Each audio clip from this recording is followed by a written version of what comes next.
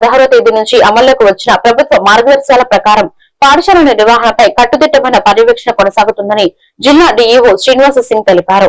ఎక్కడైనా పాఠశాలలు 2 పూటలా నిర్వహిస్తున్నట్లు గుర్తించిన ఎడల సంబంధిత యాజమాన్యాలపై కఠిన చర్యలు తీసుకుంటామని ఆయన స్పష్టం చేశారు. ఈ సందర్భంగా మీడియాతో మాట్లాడుతూ ప్రభుత్వం నిర్ణయించిన సమయాలు మరియు నిబంధనలను ప్రతి పాఠశాల తప్పనిసరిగా పాటించాల్సిన బాధ్యత ఉందన్నారు.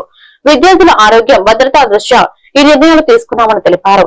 నిబంధనలను అతిక్రమించిన పాఠశాలలపై ఎలాంటి సడలింపు లేకుండా చర్యలు తీసుకుంటాయని హెచ్చరించారు.